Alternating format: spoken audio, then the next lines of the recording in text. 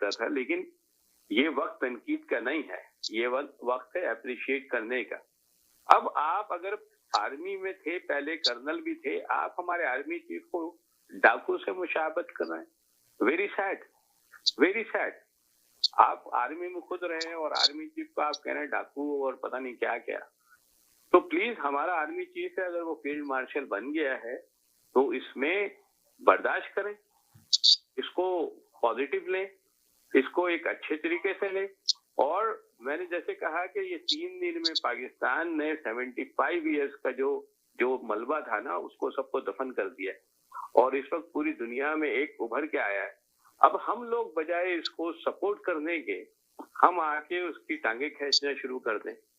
वो हम बाद में कर सकते हैं, 6 महीने बाद कर लेना यार, this is not the time. हर चीज का एक टाइम होता है।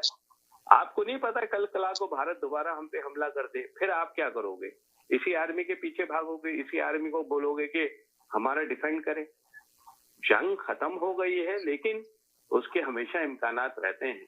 अभी हमारी फौज का मोरल हाई है, पाकिस्तानियों का मोरल हाई है, तो हम उसको लेट डाउन क्यों करने जा रहे हैं? हमें नहीं चाहिए कि हम अपनी आर्मी को, अपने पाकिस्तान को इस वक्त सियासत होती रहती है यार, सियासत के लिए उम्र पड़ी है।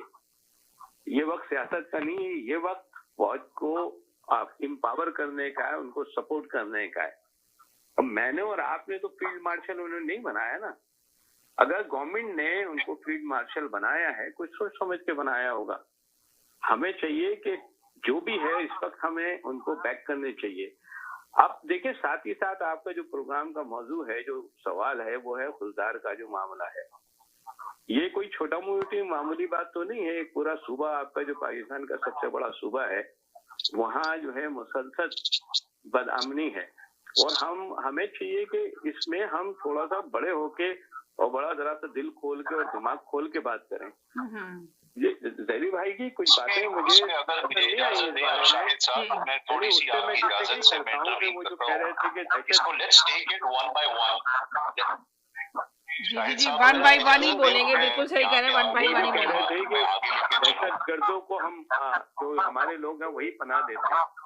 सबसे पहली बात तो हमें समझना चाहिए खुलदार है कहाँ पर, उस संसार में ये क्यों हुआ और जी, अब आपको भी मौका दिया जाएगा। अगर हम अपना मलबा यार 2 मिनट दे देना। ये 2 मिनट बोल रहे, फिर आपको बोलने का मौका दिएगा। 1 मिनट देते हैं। तो अगर हम अपना मलबा दूसरों पे डालते रहेंगे, और देखिए हमें जब भी होना चाहिए, बहुत मोहतात होना चाहिए। जो हमारे वजीर दाखिला साहब तो थे, वो आके कह गए ये एक SHO की मार है, एक इंस्पेक्टर की मार है। कहाँ है वो? उनको बुला के पूछा जाए जरा, मीडिया में बुलाए इनको, जरा आवाम के सामने पूछे, भाई तुम कहते थे एक SHO की मार है, क्या हुआ?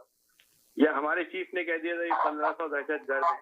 तो इस किस्म की बातें नहीं करनी चाहिए। मैं आपको पहले दिन से कह रहा हूँ कि बलूचिस्तान में अगर कुछ मामला चल रहे हैं तो क्या हम कब तक लाशें उठाते रहेंगे दोनों जानिब से? अभी तो बलूचिस्तान के वज़ीर आला ने कहा ना कि अब हम खुद जवाब देंगे, बोलने की जरूरत नहीं, जवाब देंगे, सवाल देंगे, वो जवाब देंगे, हम जवाब देंगे, वो जवाब देंगे, हम जवाब देंगे। क्या हम सारी उम्र यही करते रहेंगे? बैठ के हमारे लोग हैं, पाकिस्तानी लोग हैं, पाकिस्तान के लोग हैं। मेरी आपसे रिक्वेस्ट है कि मैं आपके ये जो पॉइंट्स आपने रेज किए हैं 1 बाय 1 हैंडल करें और इनके ऊपर बात करें। आपने 2-4 बातें की, अगर आपकी इजाजत हो तो मैं इसमें जरा इंटरवीन कर लूं। गुजारिश ये है कि फील्ड मार्शल हुकूमत पाकिस्तान ने बनाया हमारे आर्मी चीफ साहब को, ओके, बसद एहतराम, बसद शौक पूरा करें अपना शौक, नो प्रॉब्लम। जिस तरह भी कर्नल साहब काबिल एहतराम है, उन्होंने कहा कि ये एक स्टैंड ऑफ था, ये एक झड़प थी, ये बाकायदा जंग नहीं थी। जो मेरी नाकिस इंफॉर्मेशन है उसके मुताबिक 3 फुल फ्लेज वॉर्स 3 फ्रंट्स पे आपने लड़ी हो और आप उसका हिस्सा रहे हो, एक्टिव सर्विस देखी हो, तो तब आप फील्ड मार्शल के लिए होते।